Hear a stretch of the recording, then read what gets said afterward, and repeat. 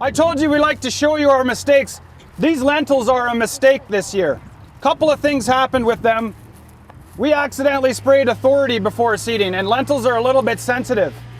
So just on these 4 plots, on the first rep, somebody's walking with their bike sprayer and then said, oh shit, I'm in trouble. But we learn from our mistakes. What's really cool about this is there's one plot that seemed to survive that stress. And that's right behind you. And that's the one with the best stand. It was with the planter. So we've got all of the different pulses that we could think of at sort of a normal seeding rate and then a cut seeding rate. Because one of the things that I've seen so far is that seed competition within itself is a big deal. So we're talking about, you know, how much percent germination. It doesn't matter what opener you use, as you increase your seeding rate, your mortality goes down. So, did I say that backwards? Yeah. Mortality goes up. So the more seeds you pack side by side, they tend to compete with each other and kill each other off. There was actually another issue that we had that I wanted to share with you with a lot of our spraying this year, and that's because we're tank mixing glyphosate a lot with things like heat and carfentrazone. Well, we came in with Odyssey and Merge. Merge is a really good detergent, and we ended up burning our pulses. Like, it just kind of gives it a bit of a leaf burn, but that's something to keep in mind whenever you're alternating between those types of chemistries, and make sure you use not just say an ammonia rinse, but like a, what's it called, Clear Blue or something like that. Detergents cleaner between that. But just so we actually hurt these lentils twice, and I'm not afraid to share it with you. But when you look at them, so what do we got here? This is our lower seeding rate, 50 seeds per meter squared. If you like plants per square foot, divide it by 10, so that's about 5 plants per square foot. We actually had close to 90-some% emergence with the planter. The air seeder over here, yeah, side by side, you can see it's very patchy and it didn't actually survive. So that's kind of the nice things when you have a drought. We got to always look at the positive sides of droughts. We can learn more in droughts than we can in a good year, because water really makes everything look good. So little differences that you have really stick out in a dry year. So we're going to try to share as many of those as you as possible. So this plot back here, this was the lentils at, is it 100 seeds per meter squared? You're going to help me out, Ham? Our average on all of these pulses, Rusty, was 95% survival with the planter. Now, I think we screwed up on our air drill, and I don't know if it was the drought wise, but our average with the air drill was 45%. Big, big difference. So I don't think I would see that normally if we weren't so dry. We've only had 60 millimeters of rain here. You saw our gorgeous canola that we drove by when we first started. That was actually seeded nice and early, and it's just run out. So 2 years of consecutive drought, we really didn't have any background moisture. I'm amazed these pulses look as good as they do, given the year that we're having. So far. Cereals, like, isn't that opposite? Like, if you see more heavier cereal, it's better. Well, all recommendations is to go higher seeding rates. There's a lot of good benefits for that. There's crop competition with weeds. Stooling, right? Sometimes stooling is seen as a good thing, but when you're growing crops like corn, they don't like stooling. No. They don't want to have more than one cob per plant if they can help it. So when Dwayne was talking about that what's he call it, sink seeding, that's what allows. They've actually bred the stooling out of corn. Well, that too, but the high yielding wheat guys are doing the same management strategies. So they want to minimize stooling. They want to give the plant as much space as possible to start managing that. And I was going to talk about that at the wheat plot, Oh, but sorry. I have too many things to share.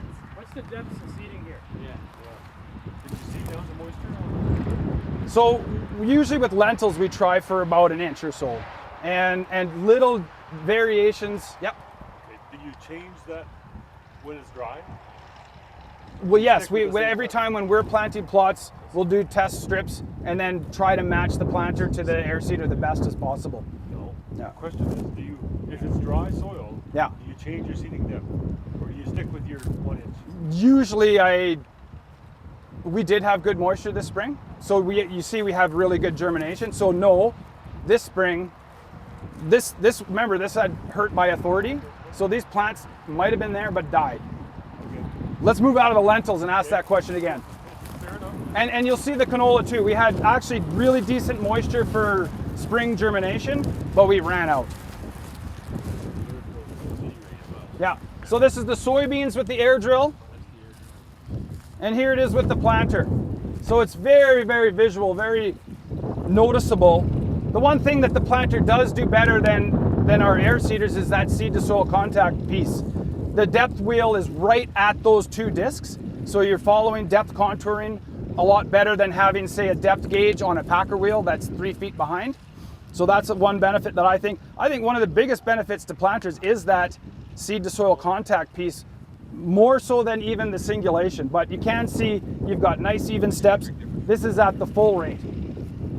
So I'm rushed for time. I'm sorry guys, but we're gonna keep rolling.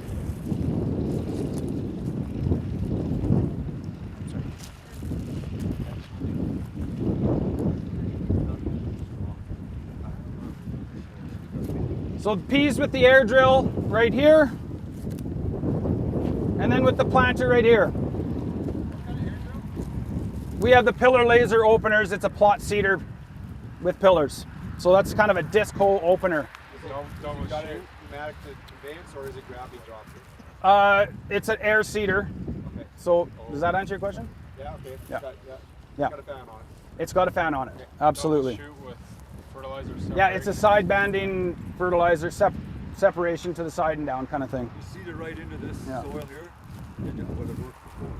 No, this was direct seeded. Direct seed with that Yep. precision planter. Yes. Just like this, eh? Yeah, except that we've been in here mowing the weeds. Right. So there was quite a bit of trash there, eh? There was, yep. Had no issue, eh? You know, trash-wise, I'd like to tell you we don't have issues, but I think we have a little bit of work to do to be able to deal with high residue situations. That's part of the reason I'm interested in the strip till machine as well.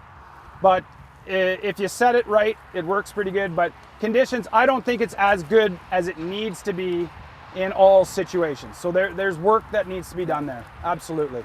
Yeah.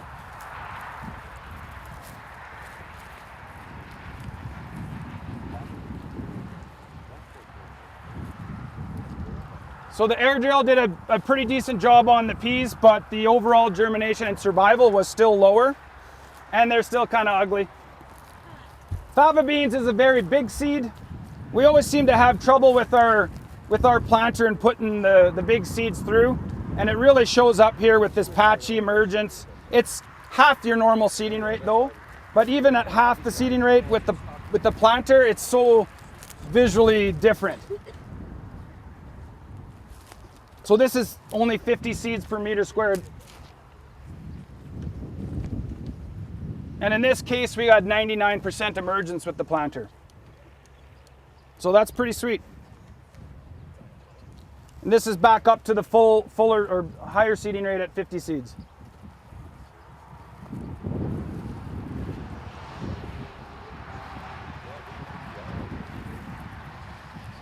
Yeah. Yes. This trial is replicated 4 times at 3 different locations, and this is the first year we've done pulses. So most people don't seed pulses with the planter. They don't seed wheat. That's kind of why we're doing it. We want to see, is there an advantage? Can we push agronomy types of questions? So as an agronomist, I really like having a perfectly even stand.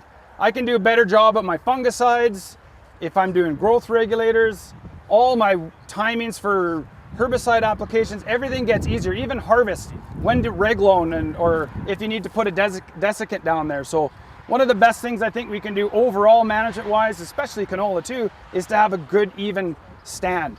And that's going to help with green seed management and a lot of other things. So that's what we're trying to work on. So you've seen this through all your reps and all your sites? Yes, yeah, that's right. So then chickpeas, same thing. I mean, looks pretty nice. This one, magically, we had like 140% emergence, so I don't know if our counts were quite on that one, but.